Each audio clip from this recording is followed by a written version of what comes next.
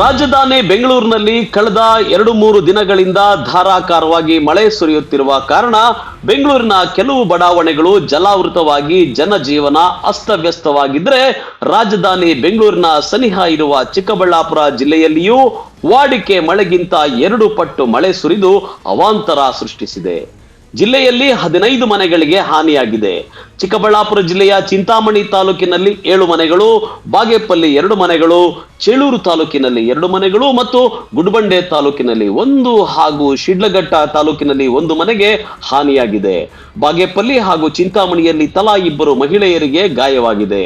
ಮತ್ತೊಂದೆಡೆ ಜಿಲ್ಲೆಯ ವಿವಿಧೆಡೆ 68 ವಿದ್ಯುತ್ ಕಂಬಗಳು, 7 ಟ್ರಾನ್ಸ್ಫಾರ್ಮರ್ಗಳು ನೆಲಕ್ಕೆ ಉರುಳಿ 17 ಲಕ್ಷ ರೂಪಾಯಿ ನಷ್ಟವಾಗುವಂತೆ ಆಗಿದೆ. ಇದರಿಂದ ಚಿಕ್ಕಬಳ್ಳಾಪುರ ಜಿಲ್ಲಾಧಿಕಾರಿಗಳು ಹೈ ಅಲರ್ಟ್ ಘೋಷಣೆ ಮಾಡಿದ್ದು ಜಿಲ್ಲೆಯಲ್ಲಿ ತುರ್ತು ಸಹಾಯವಾಣಿಗಳನ್ನ ಆರಂಭ ಮಾಡಿದ್ದಾರೆ. ಮತ್ತೊಂದೆಡೆ ಜಿಲ್ಲೆಯ ಅಧಿಕಾರಿ ಸಿಬ್ಬಂದಿಗಳಿಗೆ ರಜೆ ತೆಗೆದುಕೊಳ್ಳದಂತೆ ಸೂಚನೆ ನೀಡಲಾಗಿದೆ. ಚಿಕ್ಕಬಳ್ಳಾಪುರ ಜಿಲ್ಲೆಯಲ್ಲಿ ಕಳೆದ 15ನೇ ತಾರೀಕಿನಿಂದ ಇಲ್ಲಿಯವರೆಗೂ ಕೂಡ ಮಳೆ ಬೀಳ್ತಾ ಇದೆ. ಇದುವರೆಗೂ ಕೂಡ ನಮಗೆ ಅಂದರೆ ಮಾರ್ಚ್ 1ರಿಂದ ಇಲ್ಲಿವರೆಗೆ ಅಂದರೆ ಪೂರ್ವ ಮುಂಗಾರು ಏನಿದೆ ನಮಗೆ 77.3 mm ವಾಡಿಕೆ ಮಳೆ ಆಗಬೇಕಾಗಿತ್ತು.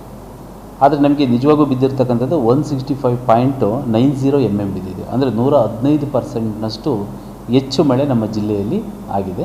ಎಲ್ಲ ತಾಲೂಕುಗಳಲ್ಲಿ ಕೂಡ ಮಳೆ ಆಗಿದೆ.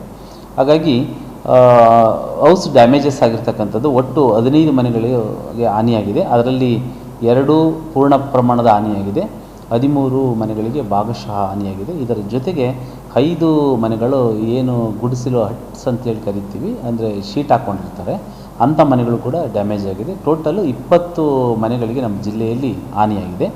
ಹಾಗೆಯೇ ಕುರಿಗಳ ಸಾವು, ಬಾಗೇಪಲ್ಲಿ ತಾಲೂಕಿನಲ್ಲಿ 9 ಕುರಿಗಳು ಈ ಒಂದು ಮಳೆಯಿಂದಾಗಿ ಸಾವನ್ನಪ್ಪಿದ್ದಾವೆ. ಅದೇ ರೀತಿಯಾಗಿ ನಮ್ಮದು ಏನು ಆರ್ಟಿಕಲ್ಚರಲ್ ಕ್ರಾಪು ಅಂದರೆ ಮ್ಯಾಂಗೋ ಸುಮಾರು 8.5 ಹೆಕ್ಟೇರ್ನಷ್ಟು ಮಳೆ ನೀರು ನಿಂತು ಮಳೆಯಿಂದ ಡ್ಯಾಮೇಜ್ ಆಗಿದೆ ಅಂತ ಹೇಳ್ಬಿಟ್ಟು ಆರ್ಟಿಕಲ್ಚರ್ ಡಿಪಾರ್ಟ್ಮೆಂಟ್ DD ಅವರು ತಿಳಿಸಿರ್ತಾರೆ. ಹಾಗೆಯೇ ಚೆಂಡು ಅಂತ ಏನು ಕರಿತೀವಿ ಅದು ಕೂಡ 0.5 ಹೆಕ್ಟೇರ್ಸ್ನಷ್ಟು ಲಾಸ್ ಆಗಿದೆ. ಹಾಗಾಗಿ ನಿನ್ನೆ ಬಿದ್ದ ಮಳೆ ಏನಾಗಿತ್ತು ಅದರ ಬಗ್ಗೆ ಇನ್ನೂ ಹೆಚ್ಚಿನ ಒಂದು ಮುಂಜಾಗ್ರತೆಯನ್ನು ತೆಗೆದುಕೊಳ್ಬೇಕು ಅಂತೇಳಿ ನಿನ್ನೆ ನಾವು ಪ್ರಗತಿ ಪರಿಶೀಲನಾ ಸಭೆಯನ್ನು ಕೂಡ ಆಲ್ರೆಡಿ ನಾವು ಕೈಗೊಂಡಿದ್ದೀವಿ. ಎಲ್ಲ ತಾಲೂಕುಗಳಲ್ಲಿಯೂ ಕೂಡ ಮುಂಜಾಗ್ರತಾ ಕ್ರಮವಾಗಿ ಏನು ಇದಂತೆ ಹೆಲ್ಪ್ಲೈನ್ ಸೆಂಟರ್ಗಳನ್ನು ಕೂಡ ನಾವು ಓಪನ್ ಮಾಡಿದ್ದೀವಿ, ಸಹಾಯವಾಣಿ ಕೇಂದ್ರಗಳನ್ನು ಕೂಡ ಓಪನ್ ಮಾಡಿದ್ದೀವಿ. ಅವೆಲ್ಲವೂ ಕೂಡ ರಾತ್ರಿ ಹಗಲು ಕಾರ್ಯವನ್ನು ನಿರ್ವಹಣೆ ಮಾಡ್ತಕ್ಕಂಥ ನಿಟ್ಟಿನಲ್ಲಿ ಕೆಲಸವನ್ನು ನಿರ್ವಹಿಸ್ತಾ ಇದ್ದಾವೆ. ಹಾಗೆಯೇ ಬೆಸ್ಕಾಂ ಡಿಪಾರ್ಟ್ಮೆಂಟ್ನಿಂದಲೂ ಕೂಡ ಸುಮಾರು 17.5 ಲಕ್ಷದಷ್ಟು ನಷ್ಟ ಆಗಿದೆ ಅಂತ ಹೇಳ್ಬಿಟ್ಟು ನಿನ್ನೆ ನಮಗೆ ವರದಿಯನ್ನು ನೀಡಿದ್ದಾರೆ. ಅದರಲ್ಲಿ 5 ಟ್ರಾನ್ಸ್ಫಾರ್ಮರ್ಸು ಡ್ಯಾಮೇಜ್ ಆಗಿದೆ. ಅದನ್ನು ಕೂಡಲೇ ಶಿಫ್ಟ್ ಮಾಡೋಂಥ ಕೆಲಸ ಏನಿದೆ ಅದು ಕೂಡ ನಡೀತಾ ಇದೆ. ಹಾಗಾಗಿ ಚಿಕ್ಕಬಳ್ಳಾಪುರ ಜಿಲ್ಲೆಯಲ್ಲಿ ಮಳೆಯ ಸ್ಥಿತಿ ಏನಿದೆ ಅದನ್ನೆಲ್ಲ ನೋಡಿಕೊಂಡು ಮುನ್ನೆಚ್ಚರಿಕೆಯ ಕ್ರಮಗಳನ್ನು ತೆಗೆದುಕೊಳ್ತಕ್ಕಂಥ ನಿಟ್ಟಿನಲ್ಲಿ ಗ್ರಾಮೀಣ ಪ್ರದೇಶ ಮತ್ತು ಅರ್ಬನ್ ಏರಿಯಾ ಅಲ್ಲಿ ಲೋಲೈನ್ ಏರಿಯಾಸ್ಗಳು ಏನೇನು ಬರ್ತವೆ ಅವೆಲ್ಲವುಗಳನ್ನು ಕೂಡ ಐಡೆಂಟಿಫೈ ಮಾಡಿರ್ತಕ್ಕಂಥದ್ದು ಮತ್ತು ಚರಂಡಿಗಳಲ್ಲಿ ತುಂಬಿಕೊಂಡಿರ್ತಕ್ಕಂಥ ಹೂಳು ಇರತಕ್ಕಂಥದ್ದು, ಕಸ ಕಟ್ಕೊಂಡಿರೋಂಥದ್ದು ಏನಾದ್ರು ಇತ್ತು ಅಂದರೆ ಕೂಡಲೇ ಅದೆಲ್ಲದನ್ನು ಕೂಡ ಲೋಲೈನ್ ಏರಿಯಾದಲ್ಲಿ ಬರ್ತಕ್ಕಂಥ ಎಲ್ಲ ಚರಂಡಿಗಳನ್ನು ಕ್ಲೀನ್ ಮಾಡಬೇಕು. ಮತ್ತು ಚರಂಡಿಗಳಲ್ಲಿ ಹರಿತಕ್ಕಂಥ ನೀರು ಸರಾಗವಾಗಿ ದೊಡ್ಡ ಕಾಲುವೆಯನ್ನು ತಲುಪಿ ಅಲ್ಲಿಂದ ಮುಂದೆ ಕೆರೆಗಳಿಗೇನು ತಲುಪಂಥ ವ್ಯವಸ್ಥೆ ಇದೆ ಅದು ಆಗಬೇಕು.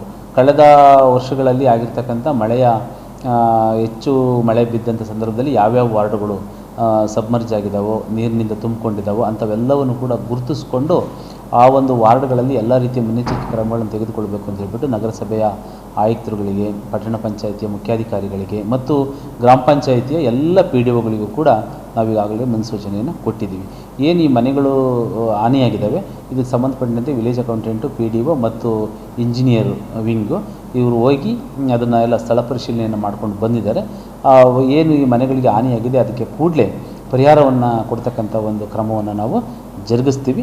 ಮುನ್ನೆಚ್ಚರಿಕೆಯಾಗಿ ನಾವು ಎಲ್ಲ ಜನರಿಗೂ ಕೂಡ ನಾವು ತಿಳಿಸ್ತಕ್ಕಂಥ ಒಂದು ವ್ಯವಸ್ಥೆ ಮತ್ತು ತಾಲೂಕು ಆಡಳಿತ ಕೇಂದ್ರಗಳಲ್ಲಿಯೂ ಕೂಡ ತಹಶೀಲ್ದಾರ್ಗಳು, EO ಮತ್ತು ಚೀಫ್ ಆಫೀಸರ್ಸ್ ಮತ್ತು ಕಮಿಷನರ್ಗಳು ಹೆಡ್ ಕ್ವಾರ್ಟರ್ನಲ್ಲೇ ವಾಸ್ತವ್ಯ ಬಿಡಬೇಕು ಅಂತಲೂ ಕೂಡ ಅವರಿಗೆ ತಿಳಿಸಿದ್ದೀವಿ. ಯಾವುದೇ ರಜೆಯನ್ನು ಸ್ಯಾಂಕ್ಷನ್ನು ಕೊಡಬೇಡ್ರಿ, ಎಲ್ಲರೂ ಕೂಡ ಇರಬೇಕು ಅಂತಲೂ ಕೂಡ ಹೇಳಿದ್ವಿ. ನಮಗೆ ಇನ್ನೂ 4-5 ದಿನಗಳ ಕಾಲ ಒಂದು ಮಳೆ ಮುನ್ಸೂಚನೆ, ಹೆಚ್ಚು ಮಳೆ ಬೀಳ್ತಕ್ಕಂಥ ಒಂದು ಮುನ್ಸೂಚನೆ ನಮಗೆ ಇರೋದರಿಂದ ಹವಾಮಾನದ ಒಂದು ವರದಿ ಪ್ರಕಾರ ಜಿಲ್ಲಾಡಳಿತ ಮಳೆಯಿಂದ ಆಗ್ತಕ್ಕಂಥ ಅನಾಹುತಗಳನ್ನು ತಡೆಗಟ್ಟಲಿಕ್ಕೆ ಮತ್ತು ಸೂಕ್ತ ಪರಿಹಾರ ಕ್ರಮಗಳನ್ನು ತೆಗೆದುಕೊಳ್ಳಲಿಕ್ಕೆ ಜಿಲ್ಲಾಡಳಿತ ಸಿದ್ಧತೆಯನ್ನು ವಹಿಸಿದೆ. ಇನ್ನು ಈತ ಜಿಲ್ಲೆಯಲ್ಲಿ ರೈತರು ಬೆಳೆದಿರುವ ಮಾವು, ಚೆಂಡು ಹೂ, ಸೇವಂತಿ, ರೋಸ್ ಸೇರಿದಂತೆ ತೋಟಗಾರಿಕೆ ಬೆಳೆಗಳು ಸಹ ಹಾನಿಯಾಗಿವೆ. ಚಿಕ್ಕಬಳ್ಳಾಪುರ ನಗರದ ಎಪಿಎಂಸಿ ಹೂ ಮಾರುಕಟ್ಟೆಯಲ್ಲಿಯೂ ಸಹ ಮಳೆ ಅವಾಂತರದಿಂದಾಗಿ ಹಗಲು ರಾತ್ರಿ ಕಷ್ಟಪಟ್ಟು ಬೆಳೆದ ಹೂಗಳನ್ನ ಮಾರುಕಟ್ಟೆಗೆ ತಂದರೆ ಹೂಗಳ ಬೆಲೆ ಕುಸಿದು ರೈತರು ತಮ್ಮ ಸರಕನ್ನ ತಿಪ್ಪೆಗೆ ಎಸೆಯುವಂತಾಗಿದೆ. ಒಟ್ಟಲ್ಲಿ ಕಳೆದ 2-3 ದಿನಗಳಿಂದ ಸುರಿಯುತ್ತಿರುವ ಧಾರಾಕಾರ ಮಳೆಗೆ ಚಿಕ್ಕಬಳ್ಳಾಪುರ ಜಿಲ್ಲೆಯ ಕೆಲವು ರೈತರು ಸಂತಸ ವ್ಯಕ್ತಪಡಿಸಿದ್ರೆ ಮತ್ತೊಂದೆಡೆ ಕೆಲವು ರೈತರು ಆತಂಕ ವ್ಯಕ್ತಪಡಿಸಿದ್ದಾರೆ. MM TV news bureau, Chikkaballapur.